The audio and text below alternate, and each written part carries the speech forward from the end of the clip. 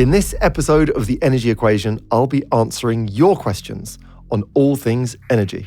Hi, Ollie. Hi, Ollie. Hi, Ollie. We recently asked you, our community, to submit their biggest curiosities, your challenges and insights based on the past episodes, whether that might be decoding HRV or optimizing recovery, improving sleep, or making sense of health data. Let's dive into these topics where I can hopefully add some science-backed insights and the practical advice to help you apply the lessons of the energy equation to your own life. Just a quick one. If you're enjoying the energy equation, please do like and follow wherever you get your podcasts. And if you leave us a review, we'll love you forever. Thanks so much. Welcome to the energy equation optimized by Pure Sport. In this episode of the energy equation, I'll be answering your questions on all things energy. Our first video was submitted by listener Charlie. Hi Ollie, just had a question now I've joined the Whoop community. I wondered what HRV actually means, because it's been going up, which is a good thing apparently, but I'm not sure, what does it actually mean? Charlie, that is a belter of a question. And for those not familiar with Whoop, Whoop is a wearable device that captures this parameter called HRV, plus a few other things, to give insights into physical workload, to give insights into sleep, stress, recovery, and more. So the parameter that sits at the heart of this HRV is perplexing. And you noticed there, Charlie, that it's going up, and that seems to be a good thing. And that's broadly true. It's the shop window to look through at the nervous system called the autonomic nervous system. So the nervous system that runs the inside of you, HRV gives us insight into that. And really, whether you're spending too much time ready for stress or too little time resting and recovering and restoring energy. In fact, HRV sits at the heart of the device we give our guests on the energy equation. So your HRV going up would suggest that your body is spending more time in rest and digest mode, more activation of what we call the parasympathetic nervous system. Now that is associated with slightly higher cardiorespiratory fitness. That's a good thing. It's often associated with more rest, recovery, less likelihood of anxiety, potentially benefits around sleep, but not necessarily. So the key question is, the parameter rising is one thing, but how you feel, what are the symptoms and functionality that's going along the HRV, that is actually the important thing. But broadly, what is HRV? Heart rate variability is a way of capturing what is going on with your autonomic nervous system, and think in simple terms, am I too stressed? Am I under-recovered? And if one of those may be true, the software will try and guide you to actions and behaviors that improve your state of stress and recovery, and ultimately, hopefully, your energy. Our next question has come through Instagram, so thanks for sending this one in. Hi Ollie, love the podcast and Spencer's episode. I've been trying to lose weight now for a few months, but I also want to increase my energy levels. What foods are low in calories but also high in energy? That is a great question, and maybe $1 million question. It's challenging because to lose weight, we have to go into this calorie deficit. So on a regular basis, the volume of calories that you eat, so let's imagine a normal UK diet might suggest you'd eat 2,500 calories as a male. That has to be less than the calories you burn day in, day out. So let's imagine 2,750 or 3,000 calories of burning energy. And that puts you in this energy deficit of 250, 500 calories, and your body's going to lose weight. But it isn't going to necessarily enjoy that. The body doesn't really like losing weight. It's going to try and defend its weight in a multitude of ways, making you hungry being one of them. And so one of the things we do find in a calorie deficit is people are lacking a bit of energy, and that's a fairly normal pattern. I think fundamentally the crucial piece here is not to try and lose too much weight too quickly. I mentioned a calorie deficit of around 500 calories because if you go much bigger than that, that energy deficit can really mean you do get that increased fatigability and potentially it's just not sustainable. So trying to make sure the margin between the calories from the food you're eating and the calories you're burning isn't too significant will be point number one. When we think about which foods are good for energy but low in calories, we're drawn back to the whole food matrix, so food that would look pretty similar to where it comes out of nature. And of course, our master here are vegetables, fibrous vegetables. If we include things like pulses and legumes, they form an incredibly strong nutritional pathway because they're high in fiber. In many cases, they're high in protein, and both fiber and protein give you an increased feeling of being full, but without the calorie density to go along with it. Our big challenge in the UK, and it's a challenge around the world, is this idea of ultra-processed food. So food that has been artificially put together. Normally it's got 5 ingredients or more, or you couldn't make it in your kitchen. And the real criticism of that is that it's calorie dense. And so every mouthful of that food has more energy in it than you might anticipate, and more energy than your stomach or your brain can reconcile. We're really looking for your meal to have vegetables as the hero with a portion of protein and some good quality fats. That really is a type of eating that will mean you're more full, sustainable energy and less likely to overeat. These foods are looking pretty similar to how they came out of the earth. The carrot looks a bit like a carrot. The apple looks a bit like an apple. Again, the pulses haven't been twisted and blended and turned into something false. Try and fill that plate with an abundance of colours of different seasonal vegetables and fruits, lean protein, a portion of fats. As much as that may not sound exciting, it's definitely the right way. It is sustainable. And if you cook it right, it can be absolutely delicious. I would add in here as well the idea of eating slowly. For our body to know when it's full, we need a really complicated feedback loop between our stomach and certain hormones that are produced and our brain reconciling what we've eaten. And if we give our mouth the opportunity to chew our food, to savor the flavor, and we rest between mouthfuls, we might find that we're less likely to overeat by rushing through food and realizing too late that we've overconsumed. Just 3 years ago, a £10 supplement from Amazon stripped Team GB of an Olympic medal, and it could have actually been a lot worse. Imagine the scene. Just days before the men's 100-metre relay final, a British sprinter in search of convenience and trust turned to a seemingly harmless everyday supplement from Amazon. Little did he know, this entirely legal supplement was laced with a prohibited substance, capable of causing life-threatening conditions. This incident lays bare a critical truth, the sheer importance of knowing exactly what enters your body, even when it comes to everyday supplements. Enter Pure Sport, the supplements I use and trust. Just natural, effective, and Informed Sport certified. Informed Sport is a third-party program who test every single batch from Pure Sport, ensuring what you consume is exactly what you'd expect. For peace of mind with your everyday supplements, use code EE10 at puresport.co for 10% off. Our next question is a video question submitted by Colleen. Thanks for this, Colleen. Hi Ollie, love the podcast. I usually listen while I'm out walking the dog, so Cora is a big fan too. I really enjoyed the episode about alcohol. I think I got quite a lot out of it, and it did make me think, how could I make better choices when I'm drinking without going completely sober? So I wanted to ask, is there a difference the type of alcohol has on your body and your energy? So for example, is there a difference between drinking beer or spirits or wine? Would love to know, and we're really looking forward to the next episode. Thanks. See you, bye. I'm absolutely delighted. Cora the dog is a long-term listener also. And the idea of people listening to this while out walking, getting that benefit of nature, biophilia, that brings me great joy. So it's a super question.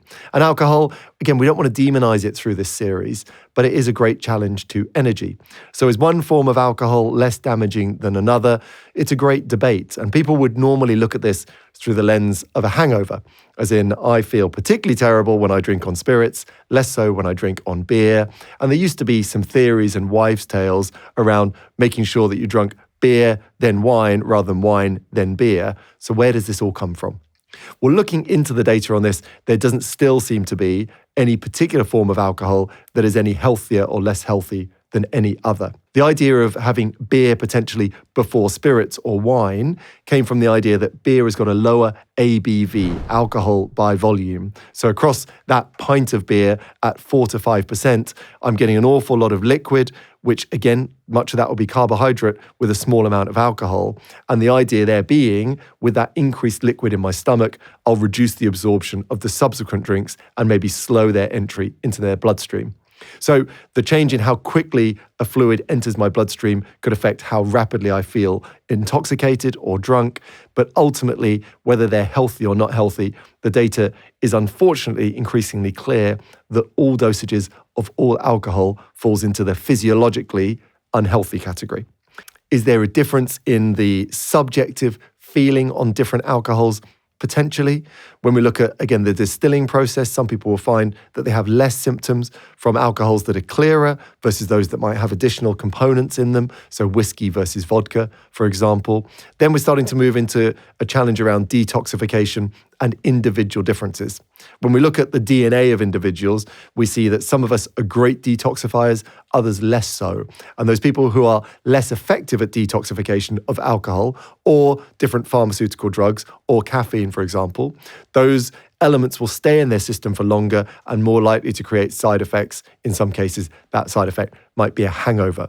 So there's an individual difference in how well you process these elements, and there'll be an individual difference in how your body processes some of the additional elements in darker spirits versus lighter spirits, white wine, red wine, etc.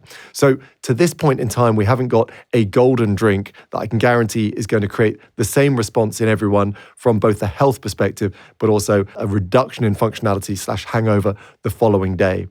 We are seeing an incredible move in, again, the food and beverage industry around low and no alcohol alternatives. And this middle ground, where we're seeing drinks that have a little bit of alcohol or a reduced version of alcohol in a spirit, is certainly an interesting area.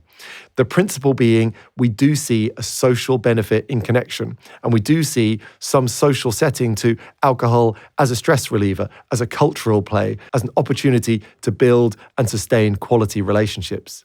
So having those same situations with a reduced impact on liver, with a reduced impact on sleep, and the key thing that alcohol does to sleep is this sleep fragmentation, that is absolutely a good thing. The idea that red wine is good because it's got resveratrol in it, which is an antioxidant that may have some benefit to heart health and general health, has unfortunately not carried into the latest science. The idea that Guinness is good because it gives me iron and that solves my anemia, which I didn't have, that's also unfortunately been challenged. And that different, again, alcohols have different potential health benefits. The data doesn't support that, unfortunately, as I sit here now. So I would say the key principle here would be speed of drinking, making sure that ideally you're interspersing drinking with food. Food has a definitive role on reducing the speed of alcohol absorption, both eating before and potentially eating during drinking sessions. Spacing alcohol drinks with low or no alcohol alternatives. And again, making sure that you're reconciling, you are going to lose energy, you are going to lose some quality sleep, and is the juice worth the squeeze? So I can't give you a super drink despite a super question, but I do hope you have a long, healthy relationship with alcohol, and this has helped to a degree. And while we're on the topic of drinks, we've also had a question from Jamie. Hey Ollie, big fan of the podcast. I just wonder if there's any reason that caffeine seemingly masks hunger, and is this beneficial or detrimental? Caffeine, an incredible drug. It really is. It does so many different things in the body. And interestingly, if you'd ever taken a sort of classic weight loss supplement from back in the day, it would have been laced with caffeine for a few reasons. So caffeine is a stimulant. It will increase my cellular activity, and that might mean I burn more calories, but it does also play a role in suppressing appetite. What's interesting with caffeine is it seems to have a short-term appetite suppressive impact, but over the longer term, it may increase appetite.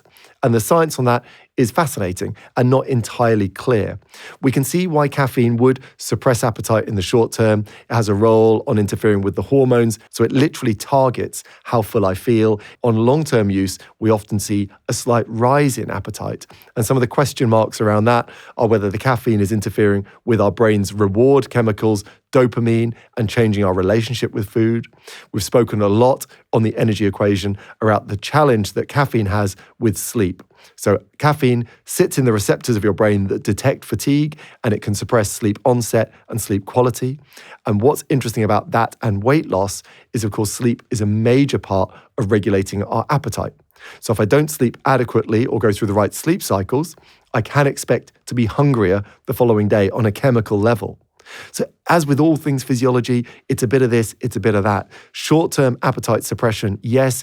So if I'm doing athletic performance, it can help with that, help burn more fat, brilliant. But excessive caffeine use may change my relationship with dopamine and make me crave the wrong types of food. If I take it after lunch or at some point mid-afternoon, it may suppress my entry into quality sleep, and that regulates my hunger further. So as with all things, the dosage determines the poison. And I think for you, it's a case of seeing if you're getting on well with your weight loss journey and caffeine's a key part of it, fantastic. But I wouldn't use caffeine as the main lever to increase or decrease weight management. It's something that we should potentially look other places to fix. Hi Ollie, love the podcast. I want to get healthier and have more energy. And all your tips are great. I just don't know where to start. What do you recommend doing first? Thanks. Scott, I love the question and so appreciate you listening. Where to start? It's challenging because I don't know where you're at. I think that the big holy grail of energy combustion would be low intensity cardiovascular exercise. I would check that box first. Are you as active as you can be? And how much of that activity is taking place in nature? When I've worked with special populations in clinical fatigue, we've always tried to get them moving as much as possible because the combustion of energy creates more energy. There's an old phrase, the human machine is the only one that winds its own springs. I have to combust energy to get more energy. So if you want someplace to start, then a walk in nature would rarely be beaten. I think there's a low-hanging fruit in hydration. People forget that we turn over our water intake so regularly. You'll see me banging on about hydration across most of the episodes. And again, if someone is doing physical activity, sweating, I do believe in adding electrolytes in those situations. I think there's a really important feature that sleep is one of our big pillars within the energy equation, and for good reason. And if someone is not getting 7 hours of sleep, and we know the UK average is just under 6.5, then that would be a really quick place to win. So if you're not getting that 8 to 10,000 steps and some of that in nature, if you're not drinking, again, 2.5 litres of hydrating fluids a day, if you're not prioritizing sleep and the actions and behaviors that sit around sleep, then I'd start there before you start taking any lotions, potions, or buying any particularly specific elements. Your body loves the foundations. That's how it evolved. If we can get those right and you're still not getting energy, we go to the next layer, but let's always start at the base of the pyramid. This is Toby. Toby. Hi Ollie, I sleep with the TV on every night when I go to bed. I'm wondering how much does that affect the quality of the sleep that I am getting? So you've probably heard that a TV isn't great for sleep because of the light. So we get blue light from technology devices, and blue light in the evening can interfere with my body's ability to make melatonin, the sleep hormone. But Toby, how do you feel when you wake up? What we don't want is to give you a problem through the presence or absence of a behavior. We need to start with how you feel. So if you feel that you're waking up pretty refreshed within that first 30 to 60 minutes, then I'm pretty happy that that TV is on. That TV might be producing white noise that allows your brain to come to a point of stillness, which would be completely different to someone else where that white noise and that TV completely distracts them from a place of stillness. So we have to realize the dosage, again, is personalized. The science would suggest I'd much prefer a visual aid to be swapped to an audio aid. We had this discussion with Sir Steve Redgrave, who when he woke up in the night, went down and put the TV on. And we talked to him about possibly swapping TV for an audiobook or listening to a podcast, perhaps. Or we thought about whether he could read a book as an extension. We don't want the brain to get confused. What is daytime? What is nighttime? We need it to believe it's still nighttime and it's still safe. So here's a good example. Some people say, I have caffeine in the evening. Is that good or bad for me? Or I don't do enough exercise. Is it good or bad for me? I'd always prefer to look downstream and say, how do you feel? How do you function? And if you're feeling and functioning great, then let's not create a problem out of the behavior that isn't there. So traditional science would be, can we swap the audio visual for just audio? Can we potentially still and calm the mind in other ways earlier in the night? But if you're waking up feeling great, then keep doing what you're doing because that's a good sign. Our next video was submitted by listener Tom. Is it counterintuitive to work out of a night because the body starts to think it's time for sleep when it's dark?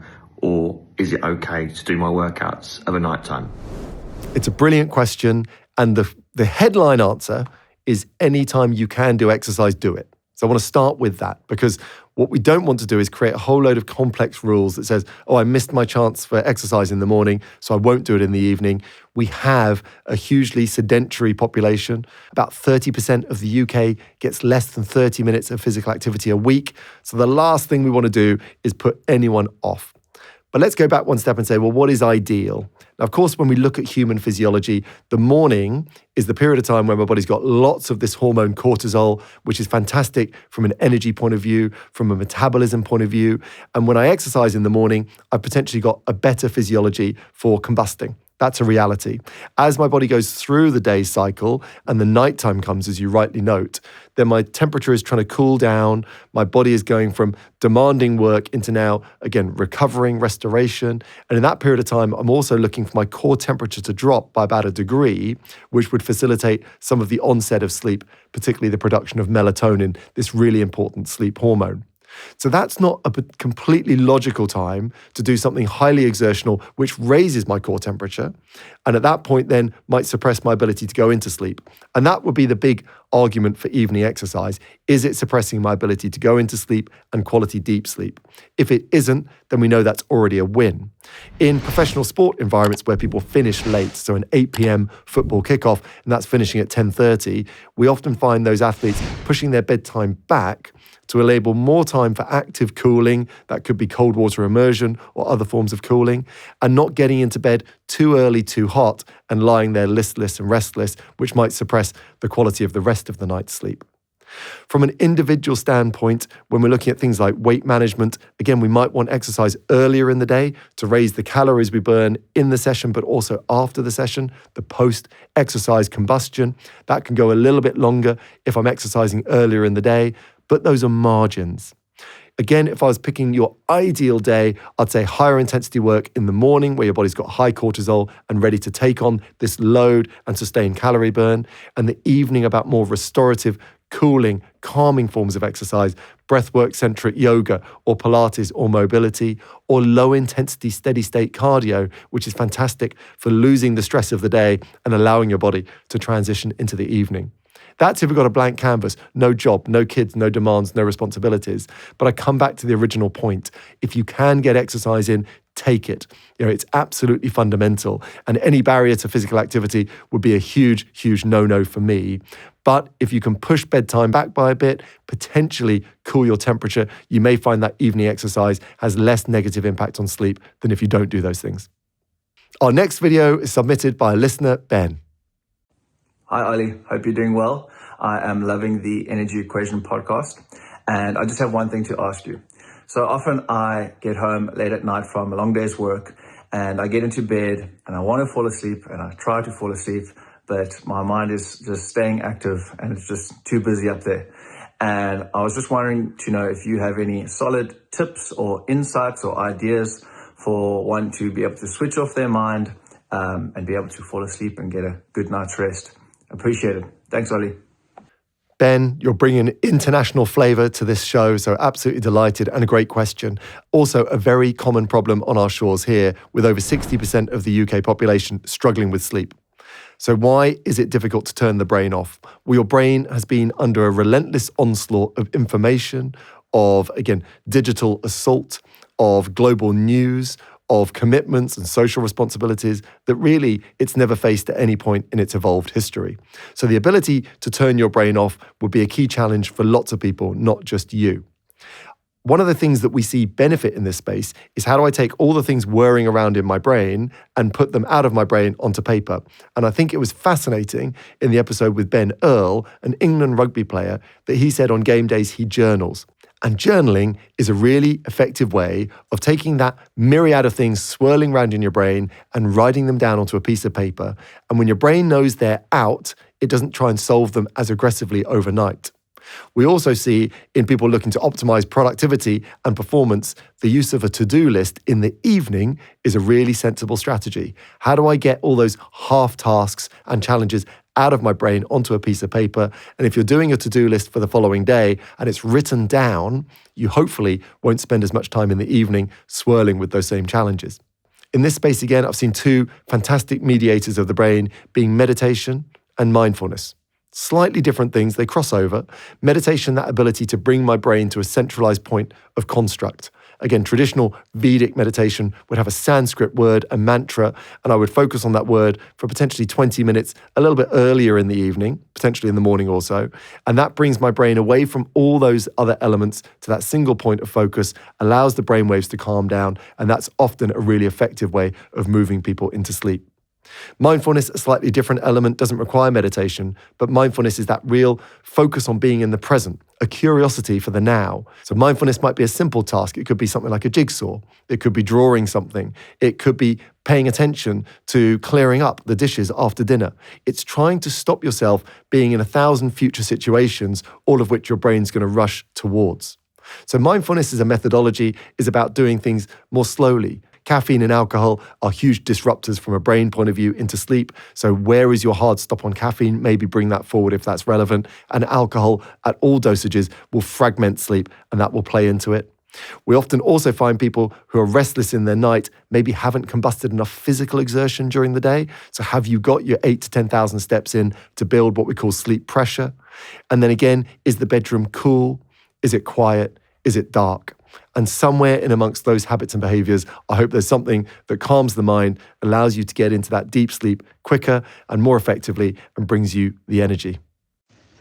Hi, Ollie. I really am enjoying the podcast and think the guests that you've had on so far have been amazing. Can you share who else you've got coming up on the pod? I'd love to know.